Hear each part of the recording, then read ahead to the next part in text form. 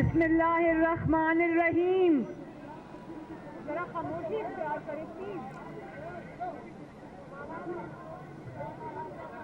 P D M کی معزز قیادت اور بلوچستان اور کوئٹہ کے میرے غیور بھائیوں بہنوں السلام علیکم.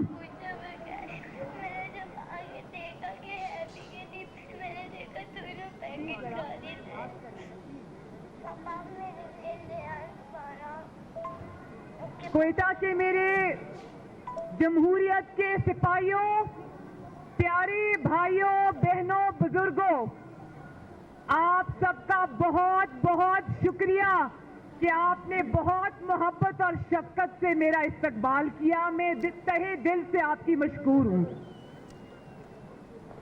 سب سے پہلے کوئٹہ کے بہن بھائیوں، میں ایک بات کا ذکر کرنا چاہتی ہوں یہاں پر. آپ سب نے سنا ہوگا کہ بہت افسوسناک ایک واقعہ ہوا ربیع الاول کے مبارک مہینے میں، جب پاکستان کے اور دنیا کے اربوں مسلمان ربیع الاول میں نبی پاک صلی اللہ علیہ وآلہ وسلم کی ولادت کا مہینہ منا رہے تھے.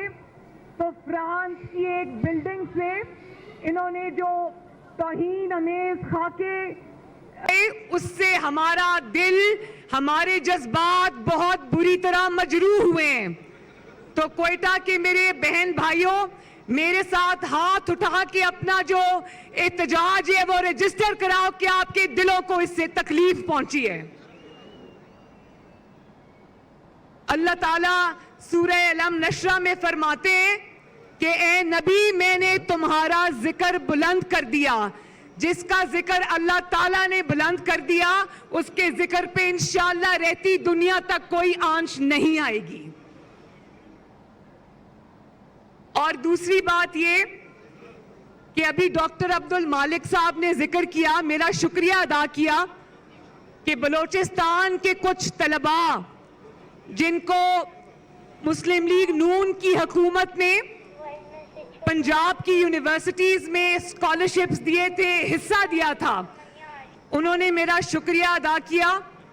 تو میں آپ کو یہ بتانا چاہتی ہوں کوئٹہ کے میرے بھائیوں بہنوں کہ پنجاب کے اور باقی صوبوں کے بچے جتنے مجھے عزیز ہیں، اتنے ہی بچے مجھے بلوچستان کے عزیز ہیں. اور سنا ہے کہ سوئی کے مقام سے جو گیس نکلتی ہے، اربوں روپے کی جو گیس نکلتی ہے، وہ بلوچستان پورے پاکستان کو فراہم کرتا ہے.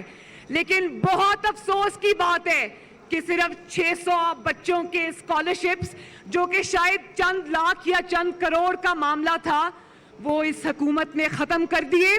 اور بلوچستان کے میرے وہ بچے 12 دن سے سڑکوں پہ رل رہے تھے، لیکن کسی کو ان کے اوپر رحم نہیں آیا.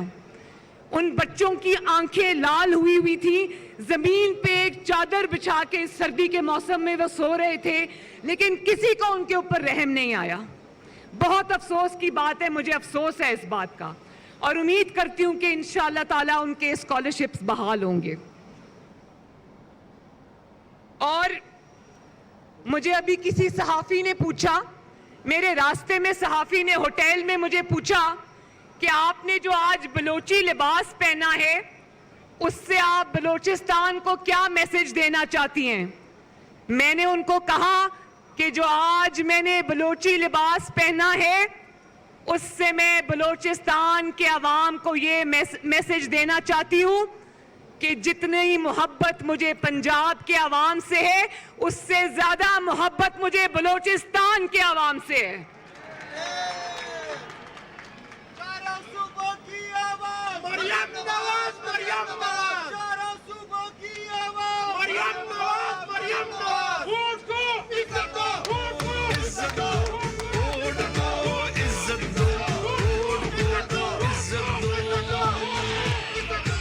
کوئٹہ کے میرے بہن اور بھائیوں، مجھے پتا ہے کہ یہاں سے نوجوانوں کو اٹھا لیا جاتا ہے.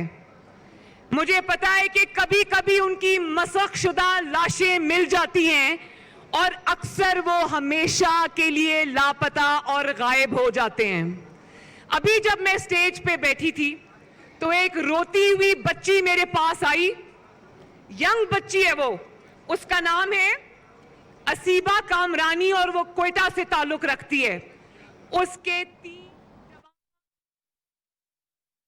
صدر پی ڈی ایم کے جلسے سے اس وقت خطاب کر رہی ہیں. کہ خطاب میں ان کا یہ کہنا تھا کہ میں بلوچی لباس پہن کے کوئٹہ کے ساتھ بلوچستان کے ساتھ اظہار یکجہتی کرنے کے لیے موجود ہوں. گزشتہ حکومتوں کے مسائل سے متعلق ان کا یہ کہنا تھا کہ بلوچستان کے مسائل کو اس طرح ایڈریس نہیں کیا گیا. بہرحال اپوزیشن جماعتوں کا اس وقت اکٹھ ہے کوئٹہ میں, جس سے مریم نواز اس وقت خطاب کر رہی ہیں.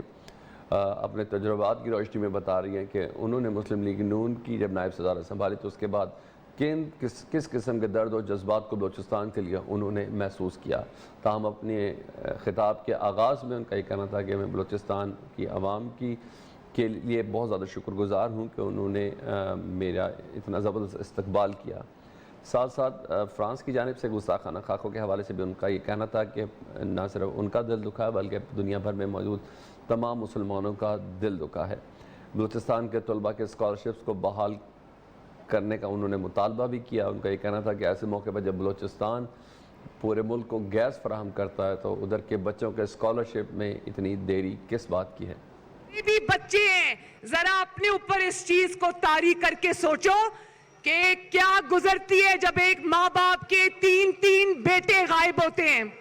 مر جائے کوئی تو سکون آ جاتا ہے, لیکن جب آپ کو یہ پتا چلے کہ پتہ نہیں وہ مردہ ہیں یا زندہ ہیں یا وہ کہاں ہیں, تو سوچو ان ماں باپ پر, ان بہن بھائیوں پر کیا گزرتی ہوگی. سوچو, اللہ تعالیٰ کے قہر کو آواز نہ دو.